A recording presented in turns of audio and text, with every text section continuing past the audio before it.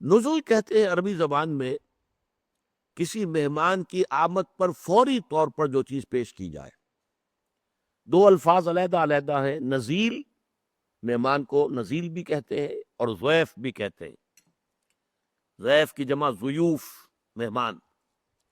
نزیل وہ اس وقت ہے جبکہ وہ ابھی آپ کے دروازے پر آ کر اترا ہے، یا اونٹ پر آیا ہے سوار ہو کر، اونٹ بٹھا کر اترا تو وہ نازل ہوا ہے، ابھی نازل ہوا ہے اونٹ پر سے.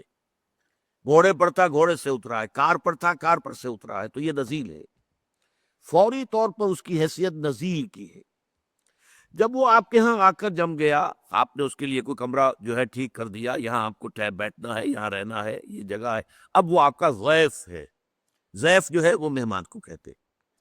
اور یہ آپ دیکھتے ہیں آج بھی دنیا کے اندر رواج ہے، جیسے ہی کوئی آتا ہے پہلے آپ اسے موسم کی مناسبت سے ٹھنڈا یا گرم پیش کرتے ہیں، کوئی چائے یا کوئی ٹھنڈا شربت. پھر تیاری ہوتی ہے، پھر اہتمام ہوتا ہے، اور اس کے لیے ضیافت، پھر وہ ضیافت کہلاتی. ابتدا میں جو چیز آپ دیں گے وہ نزل کہلائے گا. نزیل کے لیے اسی لفظ کی مناسبت سے نزل، ابتدائی مہمان نوازی، اور ضیف کی مناسبت سے ضیافت. اب ضیافت جو ہے اس میں ظاہر بات ہے کہ اہتمام ہوتا ہے، طرح طرح کے کھانے جو ہے اس میں شامل کیے جاتے ہیں، اس کے لیے پوری طریقے سے تردد کر کے اہتمام ہوتا. یہ ساری نعمتیں جو گنوائی گئی ہیں، اب نوٹ کیجئے، یہ نزل ہے. اس کا کیا مطلب ہے کہ ضیافت کا جو تصور ہے اللہ کی طرف سے، جو ضیافت ہوگی، وہ تو ہمارے خیال سے، گمان سے، تخیل سے، تصور سے ماورا ہے.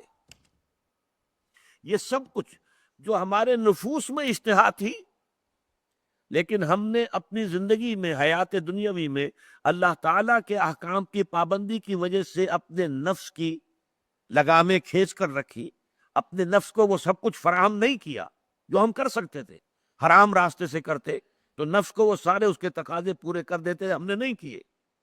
اب اس کا بدلہ کیا ہے کہ قیامت میں، جنت میں آپ کے وہ سارے تقاضے جو ہیں ان کی بھرپور تسکین کا سامان کر دیا جائے گا. یہ اس کا بالکل منطقی طور پر جو ہے یہ اس کا بدلہ ہے، اس کی جزا. پھر یہ کہ ہر شخص اپنے شعور کی سطح، اپنے فہم کی سطح، اس کے اعتبار سے جو طلب کرے گا وہ اس کو دے دیا جائے گا. لیکن یہ دونوں چیزیں مل کر بھی نزل ہیں، ابھی یہ ضیافت نہیں ہے.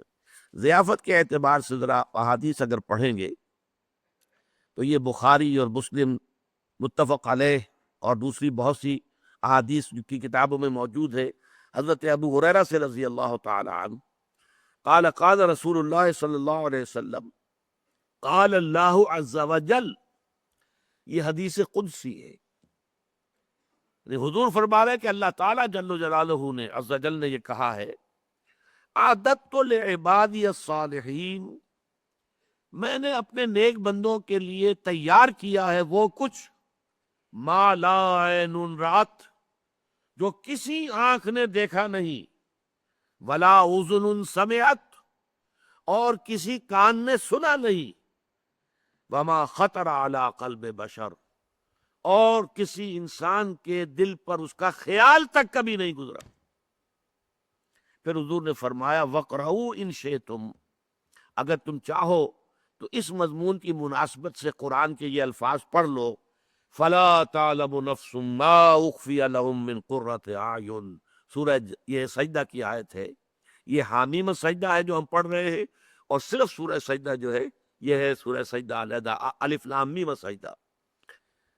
فلا تعلم نفس، کسی جی کو معلوم ہی نہیں ہے جو کچھ ہم نے چھپا کر رکھا ہے ان کے لیے، آنکھوں کی ڈھنڈک کے اعتبار سے جو کچھ ہم نے ان کے لیے تیار کیا ہوا ہے وہ کسی انسان کے علم میں آ ہی نہیں سکتا.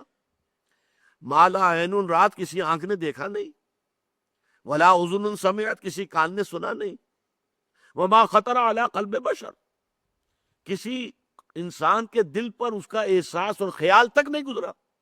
وہ نعمتیں ہیں جنت کی اصل ضیافت والی نعمتیں.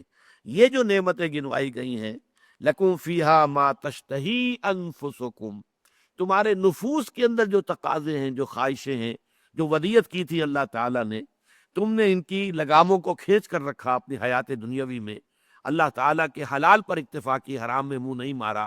اس کی جزا یہی ہوگی کہ تمہاری تمام جتنی بھی تمہاری نفسانی طلب طلبہ طلب رہے ہیں، ان سب کی بھرپور جو ہے تسکین کا سامان ہوگا۔